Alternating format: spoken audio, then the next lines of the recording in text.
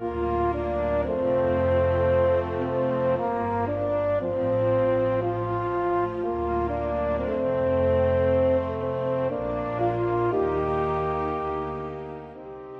is Jeffrey Tucker with our continuing series on Economics in One Lesson, the new edition from the Mises Institute, and we're here talking today with Joseph Salerno from Pace University. We're covering two chapters, the function of profits, and then we get into an issue that's particularly important to us today, inflation. Welcome, Joe. Thank you, Jeff. So, let's talk about the function of profits. Okay. What is the chapter about? The chapter basically points out that profits are a very small component of national income, but they're the most important component because they're what motivates production.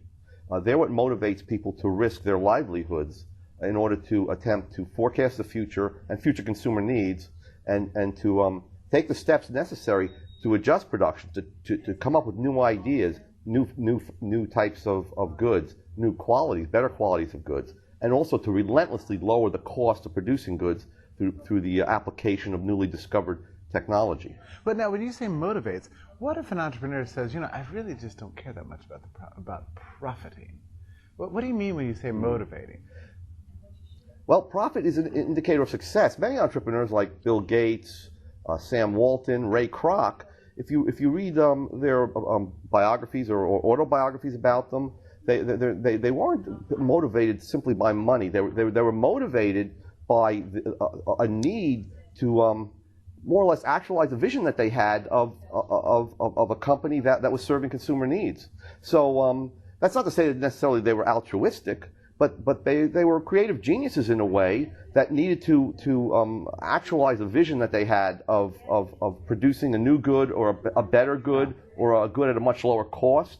In the case of Sam Walton and Walmart, cutting all unnecessary costs, getting rid of all inefficiencies, and bringing products to consumers at low prices. So you're distinguishing between a profit motivation and a money motivation. That's correct. Profit motivation is what motivates the entrepreneur in the sense that the entrepreneur is continuously scanning the market for undervalued resources, and then with the intention of combining them and then bringing them to market in a much higher valued product. Okay. So this is the motivation of the entrepreneur. So the profit serves then as a signal that he's done the right thing, that he's doing the right thing, as a sign to indicate possible future actions, just as a way of sealing up their good work. Yeah, absolutely. It does signal success in what they've done, but they can't keep that success for themselves. That's the other thing. Profits are a signal in some sense, and they grab the attention of other entrepreneurs and who want to emulate these entrepreneurs and similarly earn a profit. Yeah, and quite often these profits are not just put into yachts and big boats and things like that, but turned back into the company. And if you're going to expand, absolutely, you have to have a profit. Right. For example, Sam Walton was continuously plowing his profits back into his firm. For example, he himself had a rule for all people traveling on company business. They would always share a hotel room, and when he traveled, he shared hotel rooms with one of his employees. Yeah, no, it's an interesting thing that if you could imagine a world without profit, you would have a world where business just continued to do the same thing. Right. And say there weren't neither profits nor losses, you would have to just have a completely static economy. It would be a very stagnant economy. It would be a static economy. Actually, that's the definition of a static economy. An economy where there's no profits or losses. Right. People can be changing their demands, and firms would be changing products, increasing some, decreasing others, but there would be no growth in the economy without positive profits. Right.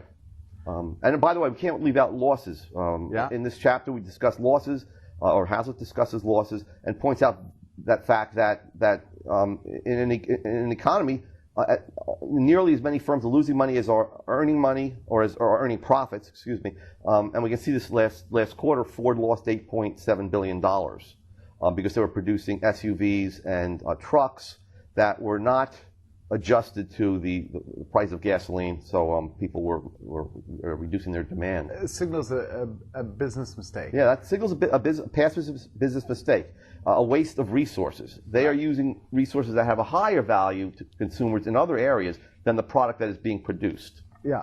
So, I mean, if you were going to construct a system that said, well, you know, we need some kind of system in which people that are using resources efficiently and serving others need to be somehow rewarded so they can continue to do that at a more expansive level than they had done before, you would put together something like the profit system. Yeah, that's what would come out of that speculation, if you thought about it. Yeah. But no one mind can reproduce that in any sense. So that's why public ownership or collectivist ownership under socialism can never work, because they can't really construct this very sensitive network of profits and losses. Yeah, inconceivable apart from private property and free exchange. Absolutely. And a free price system. Yeah. Who was it that said that cost accounting was the greatest invention in the history of the world? Well, that was Ludwig von Mises. Okay. Because, I should know this. Yes, absolutely. Okay. Because this is what allows a businessman to oversee all his operations, to reduce some areas, to get rid of some of his managers that are not adjusting to the conditions according to his own plan that he lays out for his whole business. Yeah, and there have been socialist systems that attempted to replicate the profit loss system. Yeah, that's true. They make up, they use phony prices, or they copy the prices that they see on world markets, so they can crudely calculate in some sense in the real world. But no socialist system has actually used prices that were developed through a computer or through a trial and error method. There were many theories in the 1930s that the socialist society could replicate the market price system. Yeah. But that's already admitting, of course, that you need prices. But what they could never do is replicate profits and losses. Right. Okay. Socialist businesses don't go out of business. Well, I suppose part of the problem is that just because you made a profit today, or this week, or last month, or last year, doesn't really tell you anything for sure about the future. That's absolutely true. IBM dominated the computer industry in the 1970s, and now they're simply a minor player in the computer industry. You can think of the big three automotive companies in the U.S. dominating auto production into the early 1980s, and now all three of them are losing large amounts of money, and GM is cutting workers, and Ford is closing down plants. So when you look at, when a businessman looks at his accounting sheet and sees profits, it seems like it's a ratification only that in the past you've done well. But it doesn't give you an indication of what's going to happen in the future. You know, it strikes me that the whole thing is relentless. The whole project of enterprise, of productive enterprise, is relentlessly terrifying. That's a good word. It is relentless. There's a selective process going on that weeds out those people who are not currently serving consumers, and it's done by consumers abstaining from buying certain products and increasing their purchases of other products. And it is relentless, and it takes no view of the past. It's concerned with what is going on right now. Am I being satisfied by these products right now? And does the more profitable enterprise have, in some sense, an advantage? The large business have an advantage over the small business in this respect? No, not at all. In fact, again, the person who earns a profit is the person we call the entrepreneur, and the entrepreneur can always come up with new ideas, and these can be hatched, these new ideas, in garages, as Apple under Stephen Jobs was, and Apple came from nowhere to outcompete IBM in personal computers, and Microsoft similarly came with operating systems. It was a tiny company which exploded because it served consumers. So exploded with success is what I was intending to mean there. And so a big company, unless it has some kinds of government regulations and privileges, cannot continue its success without continuously changing its products according to consumer demand. And profitability becomes more and more difficult too with the large business because you've got ever higher costs. Right. Your costs are high. You have higher sunk costs. You're not as nimble. You're not as flexible. You can't move around as quickly. Whereas a new business can easily adopt a new technology and can change its production in a moment's notice. And it must be especially difficult nowadays with technology constantly moving forward all the time. And if you get attached to a certain way of doing things that's profitable, you think, well, we just need to do that again. And you turn around, you wake up the next day, and everything's different. And your competitors are using something that does the work twice as much work at half the cost. Yeah, you often hear about an entrenched corporate culture. There's a certain culture, and some people hold this up as being good. But the fact is the culture has to change according to consumers' demands and according to technological conditions and cost conditions. So how do these large businesses keep up? I suppose the cost accounting is always the signal, always the right. There's always a signal, and the past always does give them some information about experience, and then they judge this, they analyze it, and they try to extrapolate and forecast consumer demand in the future, technological conditions in the future, and so on. Now, we're speaking about profit as if it's just one thing, but there's a range of profitability, right? That's absolutely true. And the more profitable industries will tend to inspire others to emulate them. Right. Yeah, that's true. I mean, you'll have, as we had with the high-tech industries, expanding and becoming more profitable, even as prices have fallen and there's been a tremendous expansion in their output. There was something, the first personal computer was $20,000 in 1980. We can now get personal computers for $500. Yeah. The shipments were $500,000 in 1980. By 2000, even though the prices were much lower, they were producing and shipping something like 11 million units. Yeah. You know, I think about this all the time because just as our own internal example, which is just minor and completely petty, but you know that for years people were advocating that the Mises Institute have small flash disks that were customized as to the Mises Institute. I looked into the prices and I was terrified to buy them in January because you have to buy a certain quantity. I thought, how many of these things can we sell? By the fall, well, 6 months later, you looked at the cost of these things, and they had fallen by half. And then a full year later, they were really 10% of what. Now, if we had bought that inventory at the beginning and not sold it, I mean, that's just a potential disaster waiting to happen. I don't frankly understand how these companies can do this. Well, it's just, as you pointed out before, it's the fact that the competitive process driven by profit motivation is relentless. And one way to make profit is to continually lower your cost on the same product that you're producing. Right. So this is why we have a continual fall in prices in the high-tech industries. You know, I think we tend to think of entrepreneurship as a one-time thing. You know, like somebody has an idea, here's a product people are liking, and you come up with it, you market it, and it sells.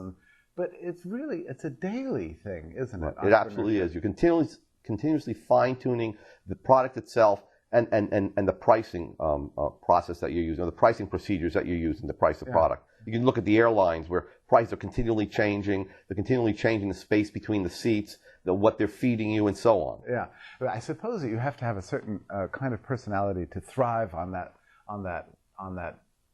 kind of relentless roiling around every day, that sense of uncertainty and terror. Really, what's tomorrow going to look like? You have to be willing to risk your livelihood and even your destiny. With the very optimistic expectation that you can do better than your rivals in serving consumers. And so entrepreneurs are fundamentally optimistic, and some of them may be overly optimistic. Yeah. But that is one of their important traits. Yeah. So not everybody is capable of this, and it's a selective portion of the population. Absolutely and right. they're benefactors, really, to the rest of us. Oh, absolutely. Yeah, no doubt about that. Now, the next chapter concerns the issue of inflation, and maybe as a segue, you could just mention we're experiencing some inflationary times right now, focused on particular sectors, you know, in oil and other things, but everything. How does inflation affect doing business? Inflation falsifies cost accounting because when the entrepreneurs look around, they see that prices have risen and that their costs, which are recorded at their historical levels, are much lower, so they seem like they have profits. But these turn out to be paper profits because they have to replace these raw materials and the machinery and so on at much higher prices later on. And so inflation causes a misallocation of resources. In fact, it causes a consumption of capital as people begin to spend these profits on consumption goods rather than put them aside with the intent of spending them on replacing their capital at higher prices. And why would it bias us towards consumption as opposed to investment? Well, because as I said, profits look much higher. Okay. Because the costs are things that you've recorded at pre-inflation prices. Yeah. There's a conservative bias in accounting which records costs at their historical level. Mm-hmm. And so when inflation breaks out, prices are the first thing to rise, and entrepreneurs see higher profits. And they might plow some of this back into their business, but in fact they have to plow all of it back in to take account of the fact that the costs when they replace these inputs are going to be much higher. Then they have to worry about selling prices, right? In what sense? I mean, then they have to raise their prices for consumers, and they don't know how that's going to affect the demand for the product. Well, exactly. With inflation, it's ragged or uneven. That is, some prices are affected more than other prices, and at times some industries will suffer in inflation. That is to say, the money that's being spent on their industry will lag behind the spending on other industries. So they will not be able to raise their prices as quickly as their costs are going up. So they will be squeezed, and they'll have to reduce production. Now, the way you tell the story, it seems inevitable that you would tend to see decreased production and a greater number of business failures in an inflationary environment. But that hasn't always been the macroeconomic theory, right? Right. Can you account for that and explain how it is that economists came to believe that inflation was compatible with fast economic growth? Well, there's a naive view, and the naive view is that anytime you print more money and there's a greater spending in the economy, then we have greater wealth, greater money wealth, and that's sort of just an illusion, of course. In order to have greater prosperity in the economy, you have to have more goods, and more money does not automatically bring forth more goods. Right. But the more sophisticated view is that there's always a margin of unemployed resources, and that increased spending will bring about a situation in which you'll raise some prices, and that will make it more profitable to hire the unemployed labor to utilize the unused factory space and so on. And that will then create prosperity. So in the second, more sophisticated case, they don't focus on printing a lot of money and just driving prices up. They focus on filling a deflationary gap. That is, that spending is just falling short of the potential output of the economy at going prices. So you want to raise spending moderately to allow all the goods that are being produced to be purchased by consumers and by investors. An inflationary recession is not so much an anomaly. It's something you would just tend to expect. Yeah. At some point when prices begin to rise at rapid rates that are politically unpopular, or that the Fed does not want to continue, the Fed will stop inflating at that rate of increasing the money supply at that high rate, will cut back, interest rates will rise, and prices of investment goods will begin to fall, and we'll begin to see firms going out of business, laying off workers, mainly in the capital goods industry. Right. So, but you'll still have prices rising of consumer goods because all the money has not been percolated through the economy. So you'll get an inflation as well as a recession, and that's known as the Austrian theory of the business cycle. Or so-called stagflation. Yeah, or stagflation. Yeah. And how do non-Austrian schools account for stagflation? Non-Austrian schools would account for stagflation as a result of an exogenous shock, what they call a shock from outside the economy. All of a sudden, oil prices rise. Yeah. So costs are higher. Firms then produce less goods, so you have a recession. But at the same time, prices are going higher because the price of the inputs are higher. Yeah. So they posit these sort of outside shocks that suddenly cause these losses in the economy and reduction in output. Higher food prices, for example, is another example or another way in which the economy can experience a stagflation. That doesn't sound like a very systematic theory at all. No, it really isn't. It's really an ad hoc theory to explain what happened in the 1970s, beginning in the 1970s. Now, Hazlitt was writing this book in 1946. What was happening in terms of inflation in 1946 that caused him to zero in on this issue? Well, we had price controls, as most wartime economies do, throughout World War II. And there was a big debate about how quickly to decontrol the U.S. economy. And there was fear that if prices were taken, price controls were removed, prices would rise. And in fact, they would rise, but the point is they'd be telling the truth about the relationship between the money supply and the amount of goods in the economy. And it would only be a one-time rise in prices. But it would be very visible. Yes. It's striking, though, that Hazlitt would zero in on this point about inflation, given that we just went through this long period of history where there was a hysteria about deflation. Right. You know, and yet, to Hazlitt's mind, the inflation would pose the greatest danger. Yeah, he's actually. Yeah, the other point is that in demobilization of the economy and having more people in the labor force, that is the soldiers that were returning from Europe and the Japanese theater of war, there was a fear by mainstream economists that the economy would go into a depression. Yeah. Because the government was spending less on war goods and less on other things to clothe and feed the soldiers. But in fact, Hazlitt knew that if the government tried to offset this recession, imminent, what they believe was an imminent depression, with an increase of the money supply, we would have now a peacetime inflation, which would distort prices and eventually cause misallocations and recession again. Do you think Hazlitt's explanation holds up?